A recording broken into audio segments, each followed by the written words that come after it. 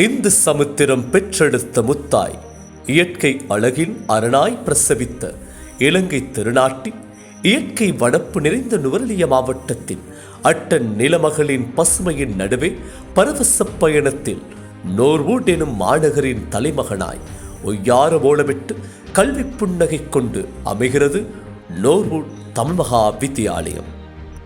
கடந்த 5 தசாப்தங்களுக்கு மேலாக எமது சமூகத்தின் மிக முக்கிய பணியாக மாணவர்களை கல்வித்திறனோடு சமூகத்தின் ஏற்றத்தாழ்வுகளை மதித்து சகல தொழிற்துறைகளிலும் மாணவர்களை இணைத்துக் கொண்டு இன்று 48வது ஆண்டில் வெற்றி களிப்பை வெளிப்படுத்துவதில் பெருமை கொள்கின்றது நோர்வூட் தமிழ் மகா வித்தியாலயம். மனிதனுடைய வாழ்வியலை சீரமைப்பது இறைபக்தி. ஆம், நோர்வூட் தமிழ் மகா வித்தியாலயத்தினுடைய நுழைவாயில் பகுதியில் வந்தாரை வரவேற்பது போன்று வித்தக விநாயகனுடைய ஆலய தரிசனத்தோடு மும்மத மாணவர்களுடைய சமய ஒழுங்குகள் சிறப்பாக பேணப்படும் கல்விக்கூடமாக திகழ்கின்றது எமது பாடசாலை.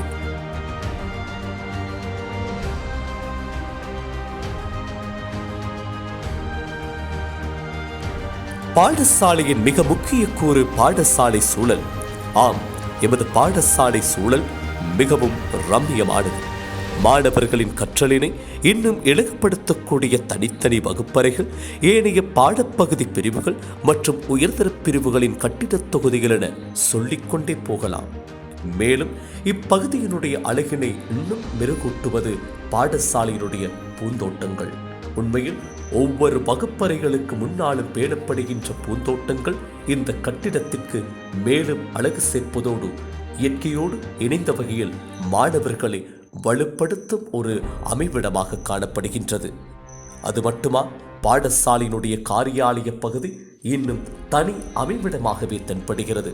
உண்மையில் நடைபாதை இருமருங்கிலும் பேணப்படுகின்ற பூந்தோட்டங்கள் இந்த சூழலினை மேலும் ரம்மியமான சூழலாக பேணுவதில் மிக நேர்த்தியாக தென்படுகிறது நோர்வூட் தமிழ் மகா வித்தியாலயம்.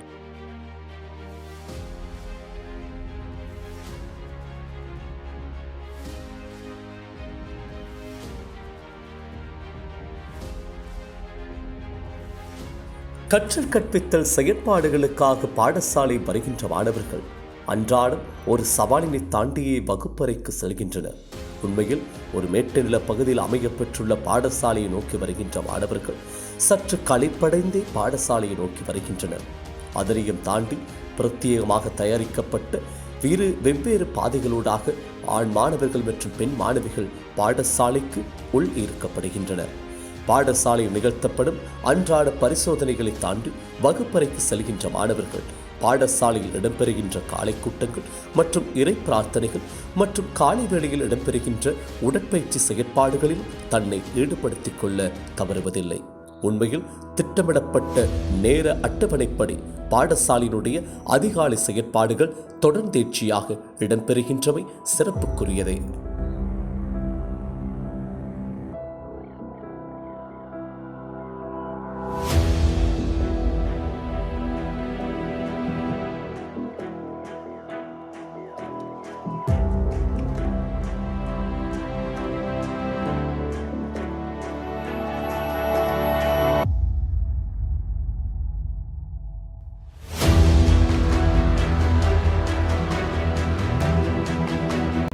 எமது பாடசாலையின் கற்றல் கற்பித்தல் செயல் ஒழுங்கினை அவதானிக்கும் பொழுது இடைநிலை பிரிவு, உயர்தர பிரிவுகளான கலைப்பிரிவு, நுண்கலை பிரிவு, வணிகப் பிரிவு, உயிர் முறைமைகள் தொழில்நுட்ப பிரிவு, தொழில்நுட்ப பிரிவு, 13 வருட உத்தரவாத கல்வி, கணித விஞ்ஞான பிரிவு, கணித விஞ்ஞான ஆய்வுக்கூடம், தகவல் தொடர்பாடு தொழில்நுட்ப பிரிவு, விசேட பிரிவுகள் என்பன இயங்கி வருகின்றன. மேலும் மாணவர்களுடைய கற்றல் அடைவினை ஊக்குவிக்கக்கூடிய சிரேஷ்ட மாணவர்களுக்கான செயல்முறை பயிற்சிகள் மற்றும் செயல்முறை பயிற்சிகள் என்பன தொடர்ந்தேர்ச்சியாக இடம்பெற்று வருகின்றது. அதனோடு இணைந்த வகையில் பாடசாலையில் தொகுதி பாடங்களாக காணப்படுகின்ற சங்கீத பிரிவு, நடன பிரிவு மற்றும் நாடகமும் அரங்கியல் பிரிவுகளுக்கான பல்வேறு பயிற்சிகள் பாடசாலையில் மேற்கொள்ளப்படுகின்றமை சிறப்புக்குரியதாகும்.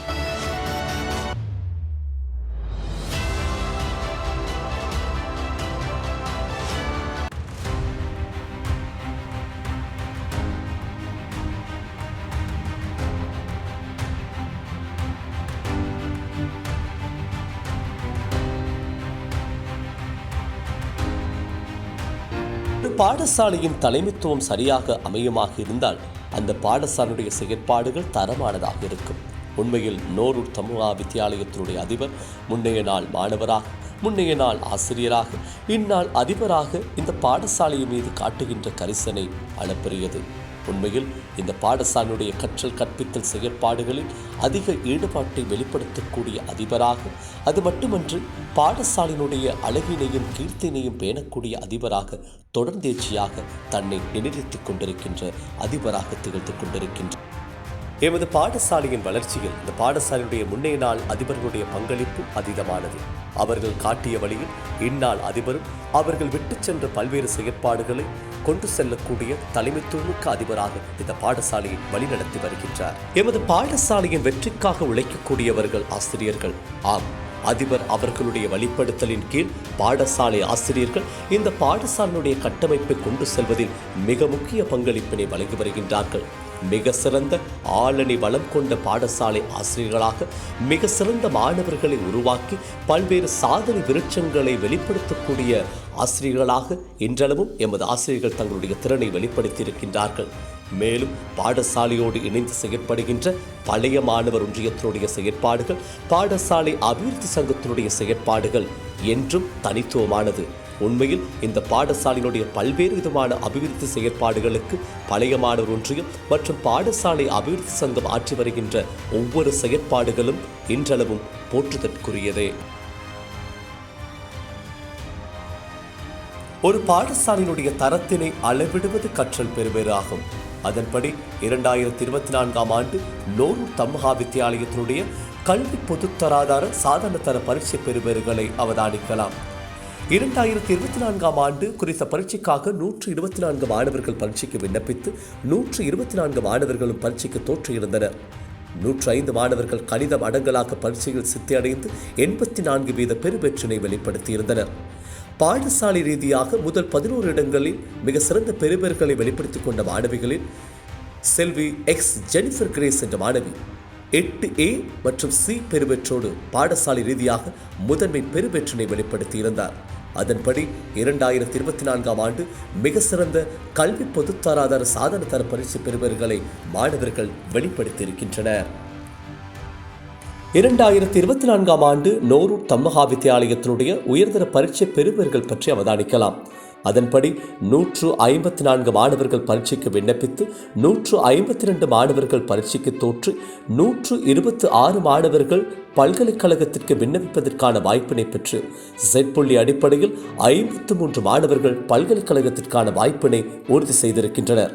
அதன்படி கடந்த வருட பரீட்சையில் மிக சிறப்பான பெறுபேறுகள் பெற்றுக்கொண்ட மாணவர்களை பற்றியும் அதனுடைய பாட ரீதியாக மாணவர்கள் பெற்றிருக்கின்ற அடைவுகள் பற்றியும் தொடர்ச்சியான காணொளியில் கண்டுகளிக்கலாம்.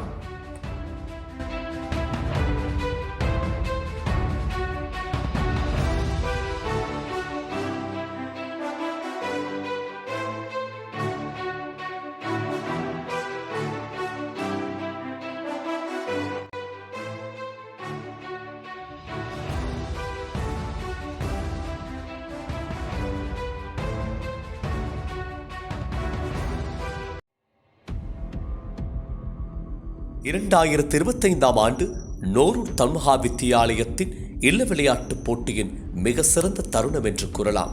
உண்மையில் பாடசாலை முதல்வர் அவர்களுடைய வழிப்படுத்தலோடு பாடசாலையினுடைய விளையாட்டுத்துறை ஆசிரியரும் உப அதிபருமான திருவாளர் ஸ்ரீகுமார் அவர்களுடைய நெறிப்படுத்தலோடு ஆசிரியர்கள் அனைவருடைய ஏகோபித்த பங்களிப்போடு வெற்றிகரமாக இடம்பெற்ற இல்ல விளையாட்டு போட்டியாக பதிய பெற்றிருக்கிறது. ஆம், மாணவர்களை பிரதிபலிக்கக்கூடிய, அதுவும் இல்லங்களை பிரதிபலிக்கக்கூடிய மாணவர்களுக்கான தனித்தனியான ஆடை தெரிவுகள் அழகு நிறைந்ததாக காணப்பட்டது. மேலும் மாணவர்களுடைய மெய்வல்லுனர் விளையாட்டு சாதனைகள், புதிய மேலெத்திய வாத்திய குழுவினுடைய பங்கு பற்றுதல், கண்கவர் உடற்பயிற்சி கண்காட்சி, நேர்த்தியான அணிநடை மரியாதை என 2025 ஆண்டு இல்ல விளையாட்டு போட்டிகள் தனி சிறப்புக்குரியதாக காணப்படுகின்றது.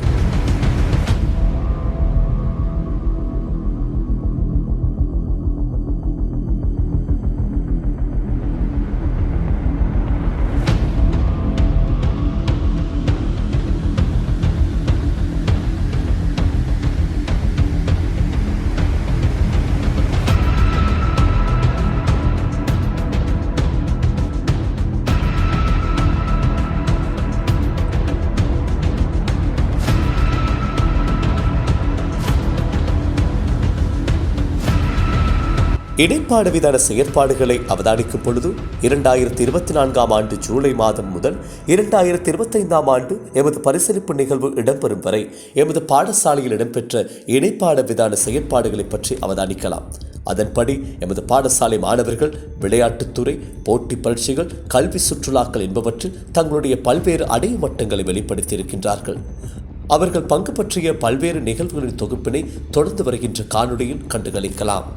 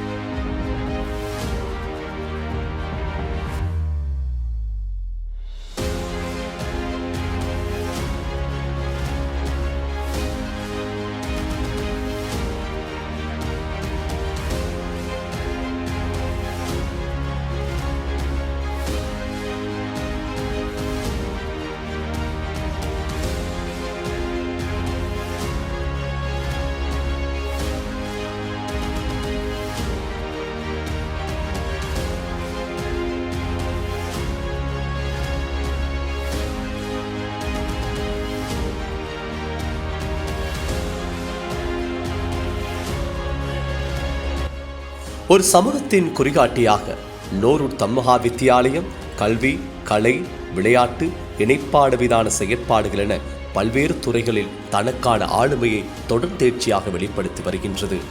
2025ஆம் ஆண்டு பல்வேறு கற்றல் சாதனை அடைவுகளோடு அடுத்த வருட பரிசளிப்பு நிகழ்வில் சந்திக்கும் வரை தேசம் எம்மை திரும்பி பார்க்க செய்ய வேண்டும் என்ற துணிப்பொருளோடு விடைபெற்றுக் கொள்கின்றோம்.